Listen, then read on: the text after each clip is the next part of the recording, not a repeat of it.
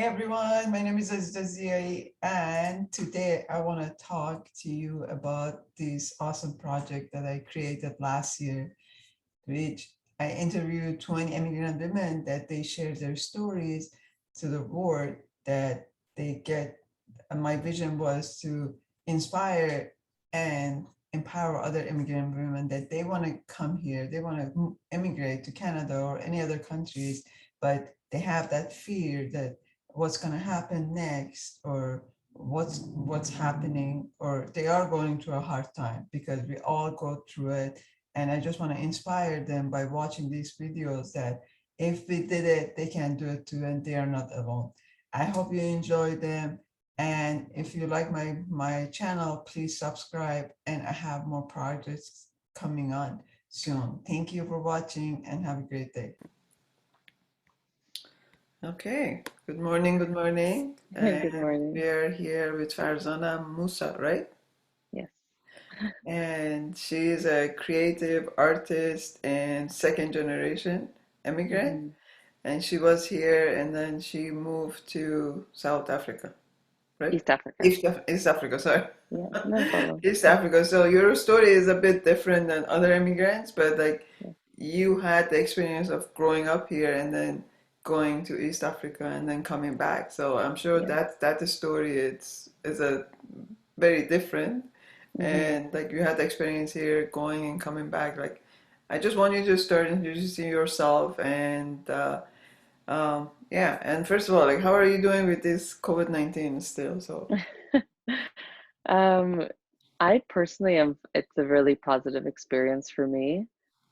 I know there's so much um, difficulty happening in the world, and I think each of us are taking from it what is relevant for us. And for me, it's been a really positive experience. I've been able to find a lot of community that's been able to sustain me during this time, which is really special because I don't think I would have met a lot of people, including yourself. I mean, we've never met before, but I already feel this the kind of connection with people that otherwise in another time maybe our paths would not have crossed. So I'm very optimistic about what's happening, and yeah, part of me doesn't want it to end. Part of me wants it to end. Part of me wants this feeling to sustain. When we go back to real life. So mixed feelings, but overall positive. Yeah. yeah, exactly. Like for me it was the same thing, and I guess I told you the other day I'm a part of a leadership program. I don't know if I hmm told you. And so we are graduating like 1st of June. So which Nice. is like 2 weeks from now. And it's like hmm it was a perfect timing that we're all home. I had to go to San Diego for a few times, but now that for the last 2 months we were just home and we couldn't go to San Diego, but we did it online and stuff, and Right. it was a different experience, and like just me focusing on myself and hmm yeah, like the artist morning, like Yeah. I don't know, even Darius maybe never would started such a thing, and just Sure. amazing how these communities take like bring people together, and like it's Very much. amazing. So It is. yeah, let's talk about your story and Sure. so you were born here, and then at hmm what age did you move to East Africa? So I was born and raised in Toronto. I mean, sorry, born in Toronto, raised in Niagara Falls, and then did my entire studies there. Moved to Montreal for my undergraduate degree, and then I would say about 5 years ago, I decided to move to. Firstly, it was Uganda, which is also in the East African three countries, to consult for an education nonprofit. And the reason why I went is that social impact and social work has always been very much rooted in my identity and as part of the community that I was raised in. And I've been a quote unquote business kid for a long time, and I wanted to see ways where I could bring the intersection of business and management with social impact, and what does that look like, and how can I feel and cultivate more purpose in my work. And so this job opportunity came up and I moved. It was only supposed to be for a year, but you know how those things never work out the way that you plan them to. So after a year, I was asked to stay on with another education nonprofit to consult with them. So I then moved to Kenya which was for 4 years. And so in total, I've been living for the last 5 years in East Africa. And my parents are also, ironically, from East Africa. Like they were born and raised there, but I was not born and raised there. So it was interesting to get a flavor of my own culture in a firsthand way that I've never known before this move. Yeah, it was really interesting. Your video frozen, but I can hear you. Don't worry. So hopefully your video Yeah, come you back. froze. Um, so like yeah, just maybe you wanna tell us just maybe short the story like how was like your experience like going from Canada there and then like when you came back. So like those few years and then coming back to Canada, what was the experience? Yeah, I guess the first half when I was leaving, to be honest, I didn't really do much research. I think part of me was like, oh, I am East African, so why do I have to do research? Like, I know what the food is, I know what the language is. I, I Sorry, mean, not that I could speak. sorry, I My interrupted. parents, Did you speak the language? so my parents speak Swahili, which is the most common language I would say, or at least I thought, in East Africa. Um, and so I don't speak Swahili, but it's sort of wrapped into our mother tongue. So our mother tongue is Gujarati or Kutchi, but a lot of the words in our language got swapped in with Swahili because of my previous generation. So a lot of things like food, I would just know as my mother tongue, but they were actually words in Swahili, which I hadn't recognized before. So I felt at least familiar, like my ears were attuned to that language that I felt like, okay, I could pick it up or at least get by with a few words here and there. So I didn't do any research. I was just kind of like, yeah, okay, I'm good. But when I moved to Uganda, I was surprised that no one spoke Swahili. Swahili is actually not one of their major languages. It's another language completely different that I'm not used to or my ears would not have recognized at all. So I felt like I was just kind of like dropped into a country, feeling confident, but not actually ready for what I was to expect. So that was a little bit challenging. I felt almost like out of my own skin in a place that I was hoping to feel more familiar with. So that was a really big culture shock at first. Um, and then I feel like the Uganda experience, most people there spoke English. Like English was a very common language, even though there were other languages that were happening. And I felt that because I knew English, I was able to still connect to their culture in a way that perhaps if I didn't know English or any other common language, then I wouldn't have been able to. So that experience, I think, was most helpful because of the common language of English.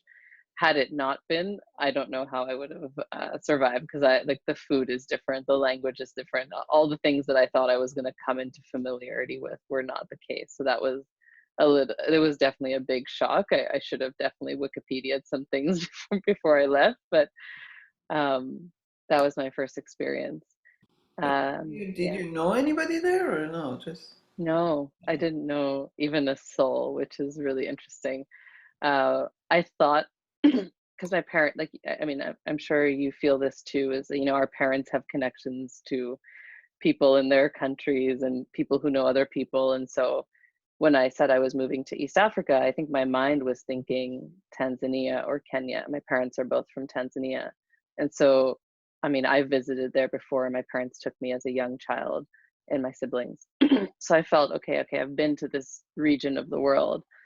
But Uganda, of the three countries, Uganda is the one that is significantly more different. And that's where I was dropped into, thinking it was going to be the same as, like, Kenya and Tanzania in terms of food and culture and language, but it was not like that at all. And they subsequently had no contacts there. So I literally just landed in the country, needing to find my way around. So that was definitely a shock. It took me, I would say, like anywhere from 3 to 6 months to really feel settled. And that was a really new experience because I've never had to feel like I had to take that much time to acclimatize to a new situation. But when all the cards are not against you, but when all the cards are different, it's you really are in a new situation for the first time. So it was really that was challenging at first for sure. So like many immigrants that they come here, like even, as a single person, or like even Hmm. myself when I came 20, I was 24, and as you say, like, I don't know, when you live with your parents, I don't know, were you living with your parents before or no? Up until the age of 18, No. I was, Like, yeah. back home, like in my culture, I'm sure so many like Indians, like, I don't know, back home, they usually, you live with your parents until you're married, and like you don't need, like, there is no need of like asking for support, like financially or like any other supports, because they're always there. Like, you're not worried, you don't think about it. And then like when you say about going in different another country, no matter where, and then you have to figure it all yourself. Oh, there's F9, but We have a visitor. I know, but that's from later. So let me let me ask her to. Okay.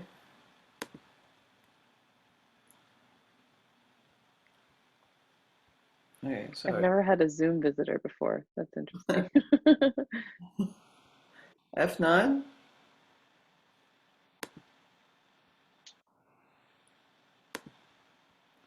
Let me stop the video. Back to our recording. Okay, so sorry, there was a we had a visitor, so I just had to stop and go Hmm. back to our conversation. So what were you talking about? I forgot.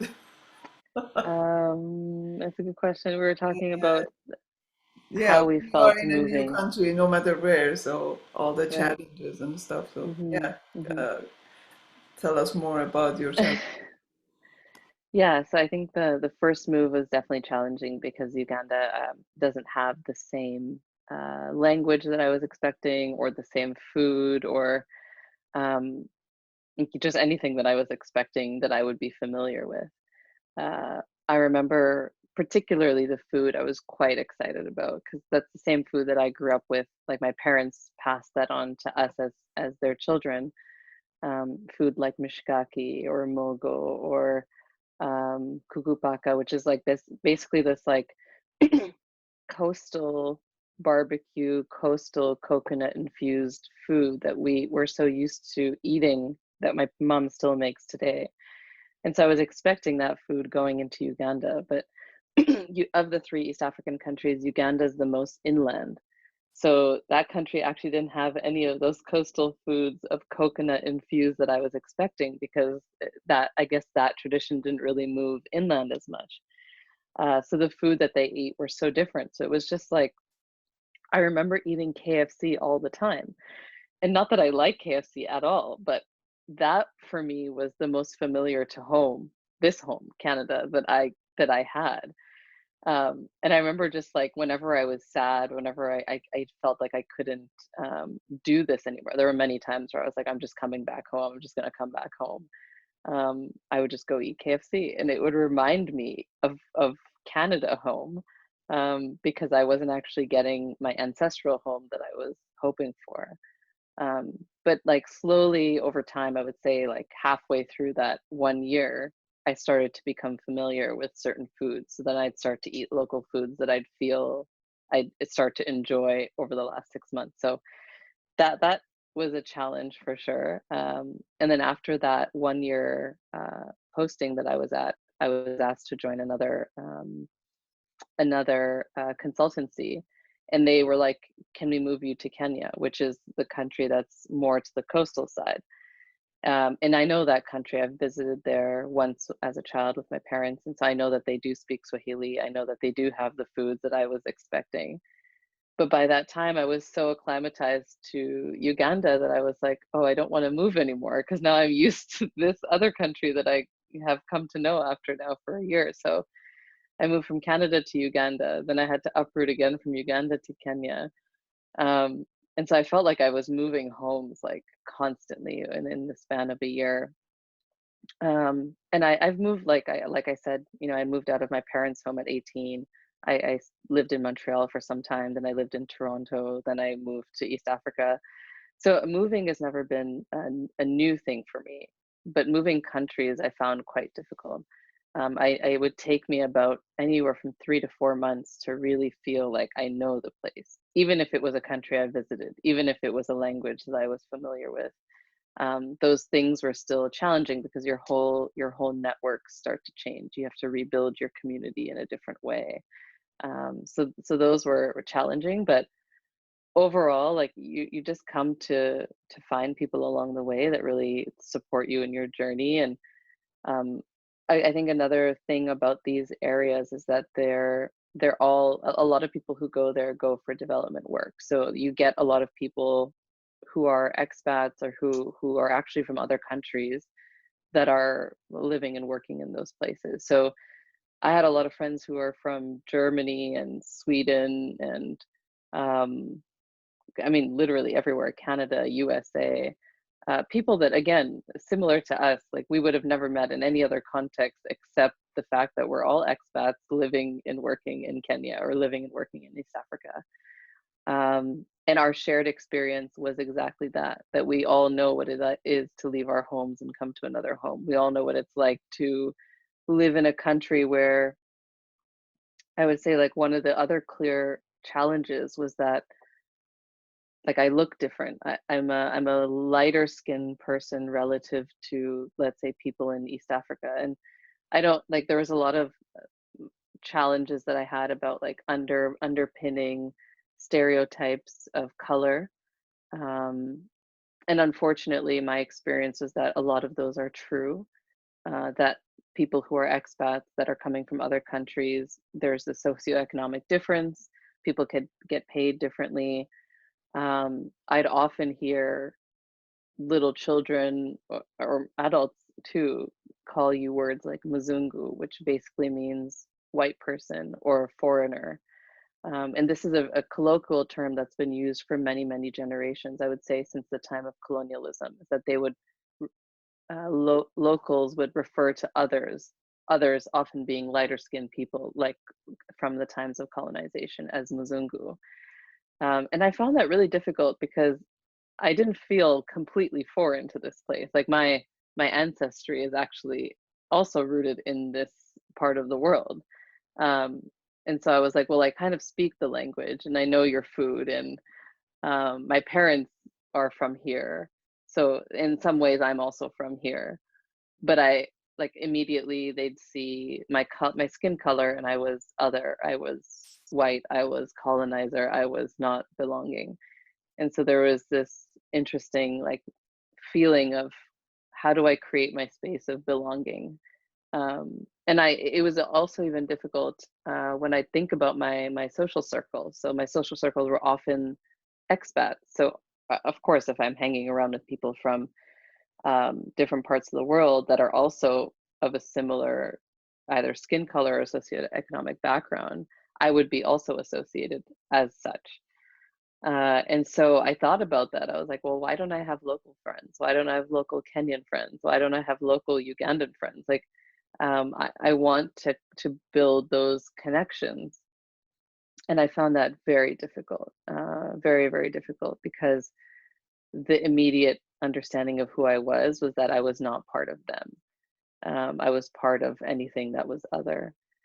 But and like I said, it took time, but after like pursuing that over and over and over and really trying to put myself out there and trying to share my history for those who would listen, my parents' language, culture, that, I do share some of these similarities. Of course, not all of them. I was never born here, I was never raised here. I don't know what it's like to live outside of a certain socioeconomic class, but I do have other things that connect us. And I would just focus on those points of connection, and it allowed me to build those bridges with local communities, which is really nice. Yeah, while you were telling your story, I felt the same thing like when I moved to Spain because Mm, I was here, I moved from Iran to Sweden, Sweden to Canada, Canada to US, US to Spain, and Spain was, I don't know. I felt that in Sweden, and I felt that in Spain.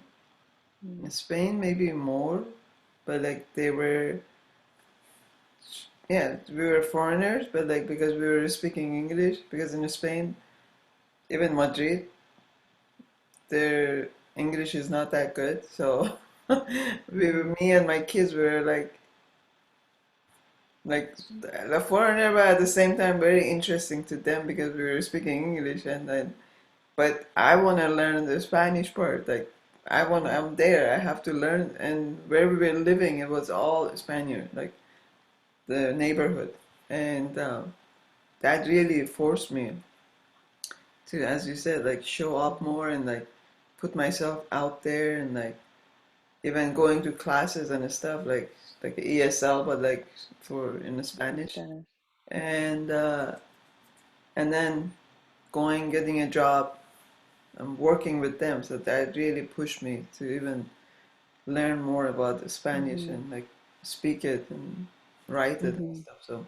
So how was your experience like moving back to Canada? Um, I don't think I wanted to come back. It was I feel like such my experience abroad was formative for me in so many ways. Um, just like growing up and learning different things and meeting different people. I think I spoke to you about this last time that I also explored my sexuality when I was in East Africa, which is very it wasn't planned. Let me put it that way. It wasn't planned at all. But I met my first female partner in Uganda, in which I don't know if you know, but Uganda is one of the most, I would say it's number one almost, I think, homophobic country in the world. So it's illegal, it is punishable by the law. I think even it's the death penalty, I'm sure, which a lot of that is changing. But I remember in the times that I wanted to, like I was saying, wanting to build community with locals and getting out of this expat bubble to extend beyond. I had met, I had gone to some, one of these concert type things, and I met someone there who was also an expat, and he was like, "Oh, we're going to this local bar. Would you like to come?"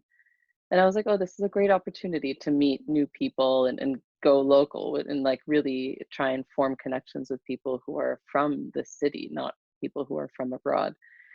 And so I was like, "Yeah, let's go." And so I ended up at this bar. Um, Later realized it was this underground LGBT bar that only operates on Sundays because the police don't operate on Sundays, so they can't raid the place.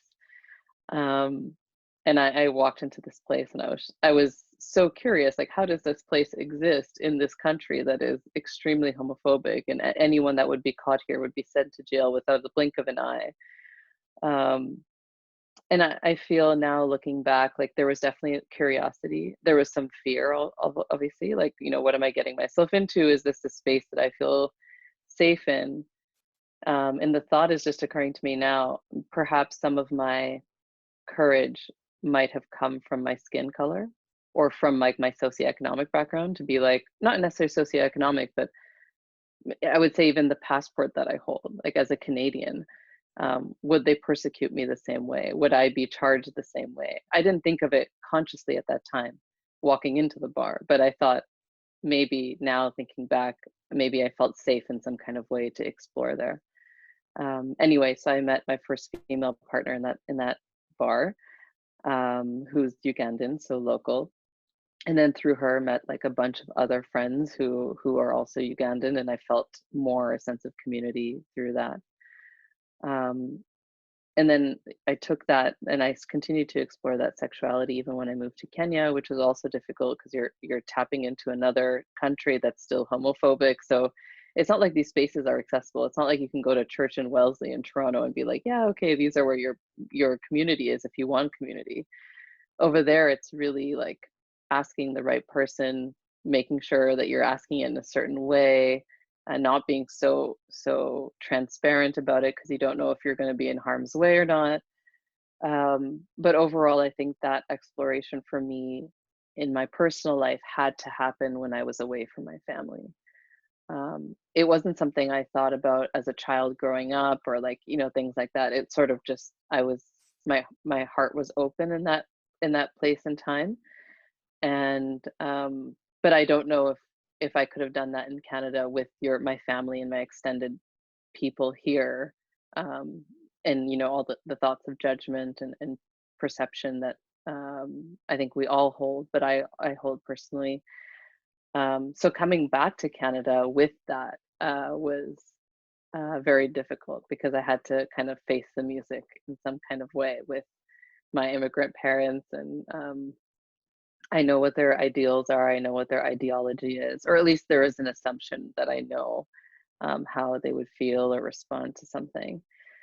But I knew that that was work I had to do. And I was like, I can travel other countries and I can live abroad as an expat anywhere else. And I can do this for years and years and years. But at some point I need to come back and like, how do my new identities fit together with the one that I was raised in?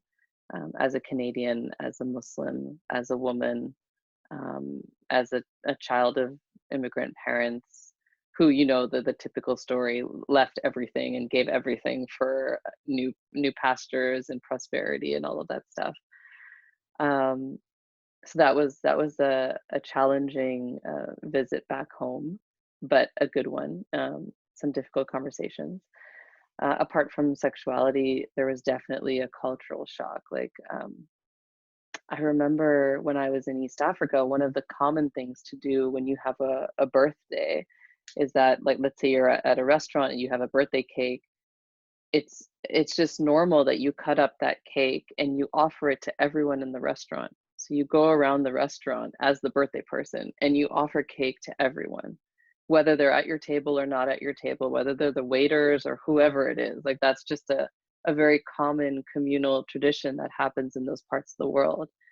And I remember coming back here and having a birthday and not feeling like I could do that because not people don't do that in Canada the same way. You might offer it to the table that you've come with, sure, but you don't extend beyond your circle. And I thought those were really beautiful traditions where in certain parts of the world people will extend beyond. There's a communal element.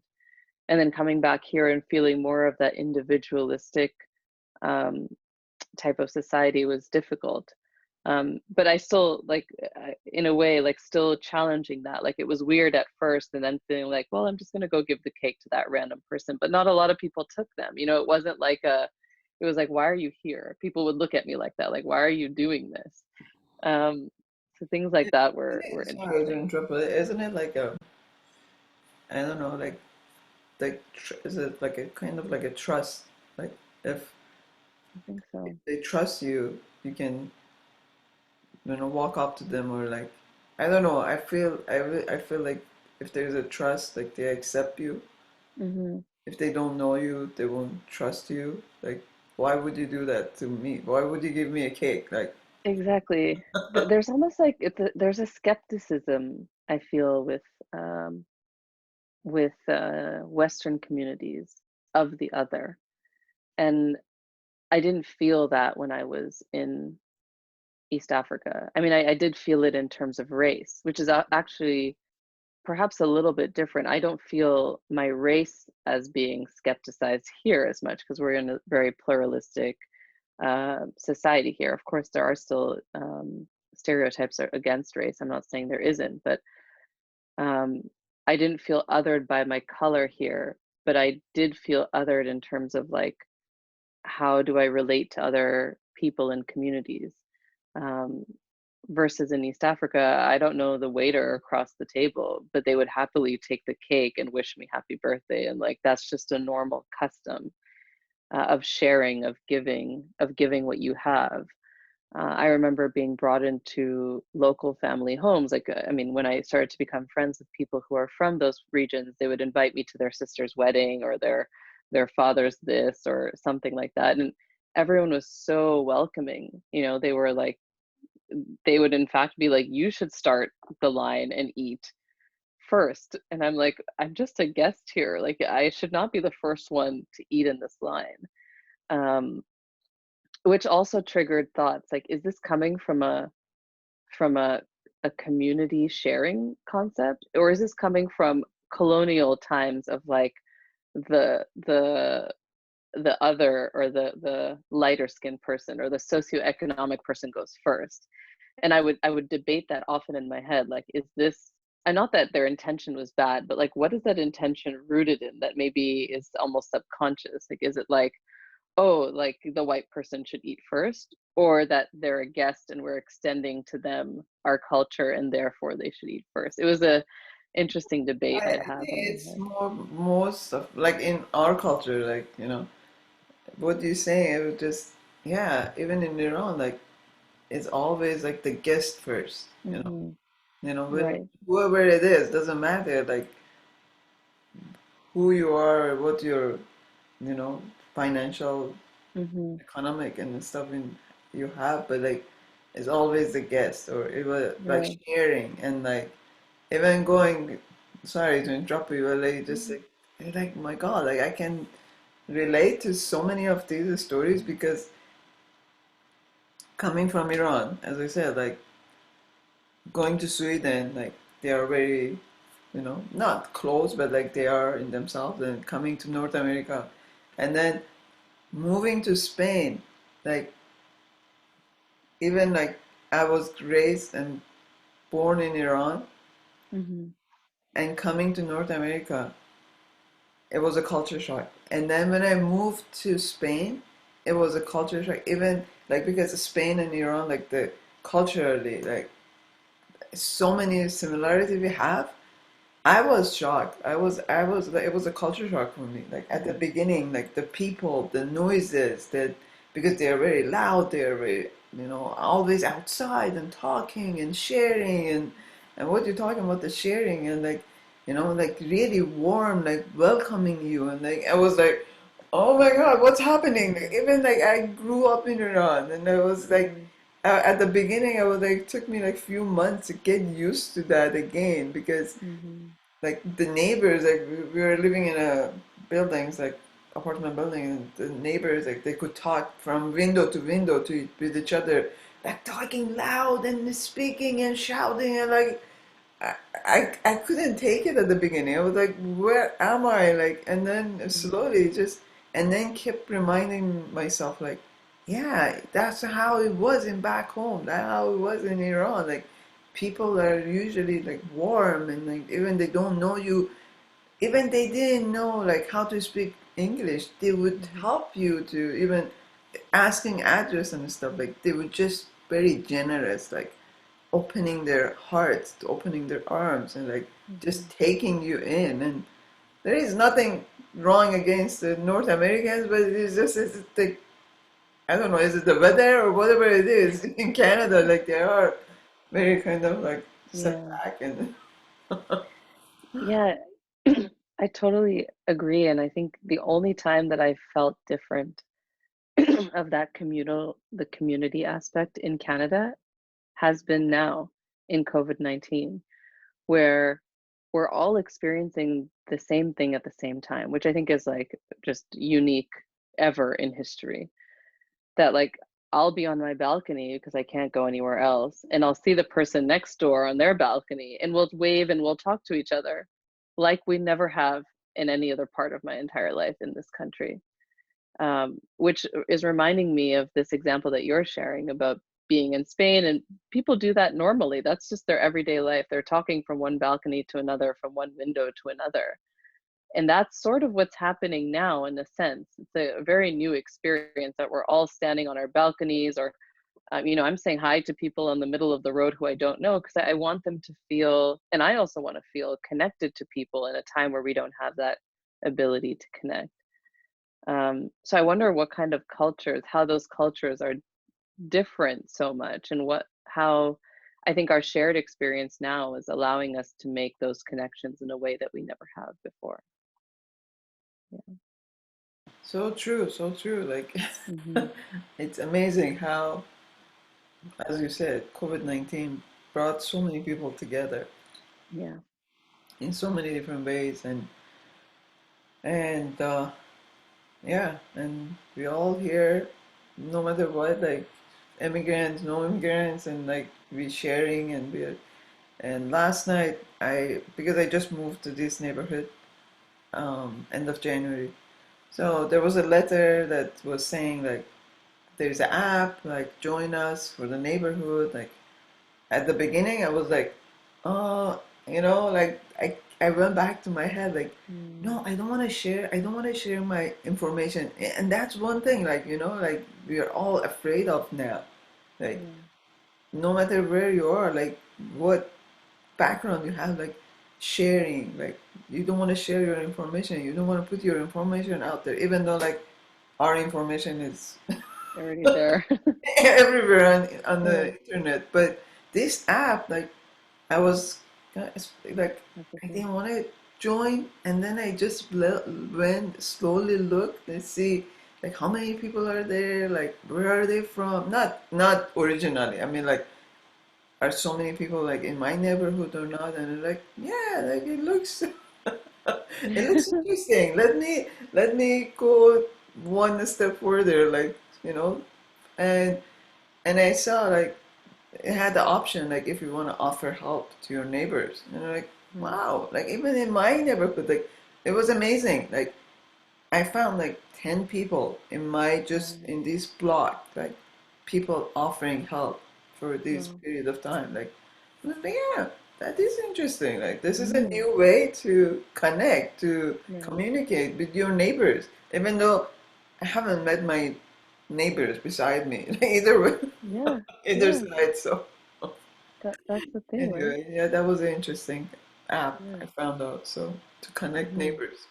Exactly. Yeah, so Yeah, maybe we it's want to really connect. strange because we would never talk to our neighbors normally, I mean, it's such a weird feeling. We literally live in these spaces all the time, but we don't know who's living beside us. But now that we know that we're all experiencing the same thing, we feel like we can reach out and talk to them or see how they're doing or whatever the case is. So I wonder how why that's different, why that has been happening in other cultures long before this experience. Um, and I feel like that's something around like collective versus individualistic societies. And I don't know what the history of that is, but I'm sure that does play a role in why these communities are designed the way they are. True. Okay, let's let's finish up our Yeah, sure. conversation interview about immigration. Um, so since like your story was unique, different, Hmm. thank you for sharing. That was amazing, and Yeah.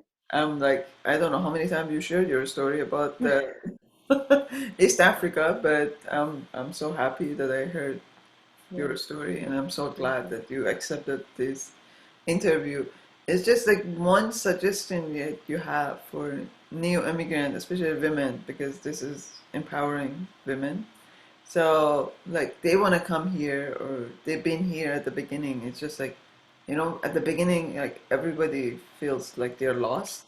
Mm. So how to, get out Yeah. of that, how to Yeah. find their ways. So if you can just give us an example or suggestion.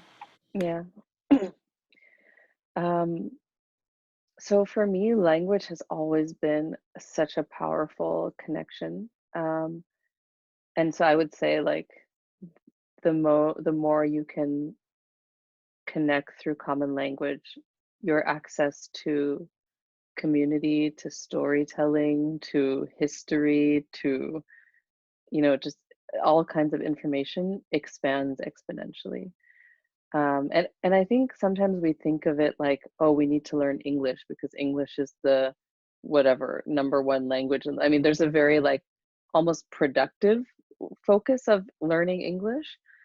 Um, but in my experience, when I lived abroad, I had to learn other languages. I had to learn Swahili. I had to learn Luganda. I had to pick up those languages in order to, well, exist, but also to make those connections. So I remember oftentimes I'd be in an Uber and I'd be on the phone speaking in English because that's my mother tongue. So I'd be speaking in English, but I had learned some common phrases of Swahili or English along, or Swahili or Luganda along the way. And so I would just practice with the Uber driver and I would say, Sasa, how's it going? Or like whatever the term was in Swahili. I only knew that phrase. I literally knew nothing else except, hey, how are you? How's your day? That's all I knew. But the moment I said that, it just changed the dynamic of how we interacted. I knew that person likely knew English, and we could speak in English, and I could say, yeah, go left, go right, or take me to this mall, or whatever the case was.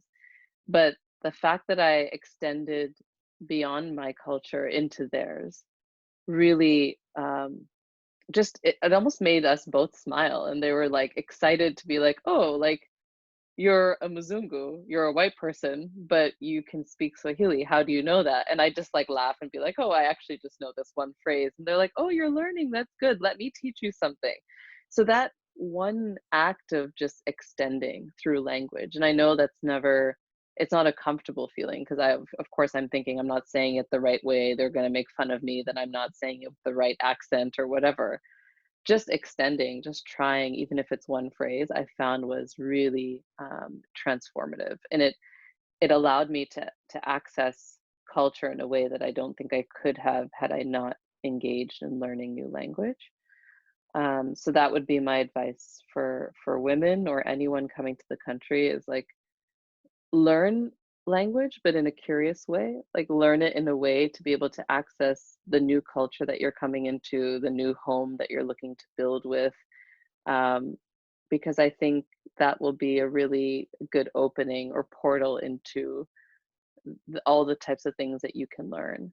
And I don't think that learning another language is going to lose any kind of culture that you're coming with or lose any language that you're coming with. I mean, I've learned I speak now 5 languages, and I'm sure, Azita, you have a similar experience living in Spain and picking up new languages. It's not like we lose Persian or we lose English. It's not like it's abundance, it's just more that we can add in. So I would say that that's a really that's been helpful for me, and if that's one thing I could suggest to other people as well. Yeah, so true. The language is like when I moved to Spain, like I knew maybe 1 to 10 the numbers, and that was from Hmm. a TV program for kids. Yeah. Dora the Explorer. That was it. And then but I had to start again from the scratch. And Hmm. Spanish, like English, I don't know. It's just I feel like it's totally different. Hmm. But like Spanish, at the beginning it was so hard for me to because I was trying to translate. It's Mm. just automatically you translate everything. And translating like Spanish to English is it was a it was a disaster because the verbs are structured like everything is different. But like and then after a while, after a few months, I felt like oh, it's very similar to Persian because the verbs and like masculine, feminine, like Mm. Arabic and stuff like it's very much in same line Right. than English because in English is everything is You backward. don't have, yeah, there's no I had feminine to or I had to learn masculine. in my head like okay, this is much easier for me to Hmm. translate it. Like even translating maybe or yeah, like it doesn't help, but at the same time it was much easier. So yeah, like even in Swedish, like Swedish is totally different too. Like Right. I learned it, like I know a few words as you say, like if I go to Sweden, like maybe I use just 1 or 2 words to just say, oh yeah, Hmm. I was here I learned it, but I never practiced it. Yeah, that's true. Like learn the language is a big key, no matter where you go. Absolutely. Hmm. And like even in Spain, like if I didn't push myself to learn it, I wouldn't even make friends and like practice my Spanish or even Right. be in the community Hmm. and engaging with them. So that's how like it makes Yeah. you feel much more comfortable when you're in that environment. And You Hmm. can engage with them, you can talk, you can share, you can yeah, that was yeah. I like learning languages. It's I don't know, I guess I have that gift too. Like some Yeah, people say, "Oh, it's so hard and stuff." Like to me, like "Oh, okay, I learned it." So yeah. It's exciting. It's nice. yeah, It don't I feel over I don't know if you feel this too, but I've started to think and feel in different languages. Like there are some words that I say that almost I can only say in my mother tongue or I can only say in a certain language now. So it's also transforming the way I express, the way I communicate, because I'll be in a grocery store and I'm like, I don't know the English word for this plant. I only know my mother tongue word for this plant. So that I find is really interesting, but also very beautiful. So yeah, I would definitely say that language is going to be such an important access to like community and culture, especially for immigrant women that are moving to Canada. thank you so much. This was great, and I know we can talk on and on and on, but Hmm. we can talk about our projects, upcoming Yeah, projects, maybe next time. sure. But thank you for taking the time and doing this interview with me. And Thank you. Thank you for um, having me. thank you for sharing. Thank you for Yeah, sharing your thank you for experience. having me. And yeah, we're gonna keep in touch Sure. and hope to see you on Wednesday, I guess. Hopefully, Yes, here on in Wednesday. stars again. So Yeah, okay, perfect. Um, thank you and have a good day. Thanks, you too, Azita. Azita, just a question. Is it possible that you could share the recording with me? I'm just so curious to just have it for my records, if that's okay.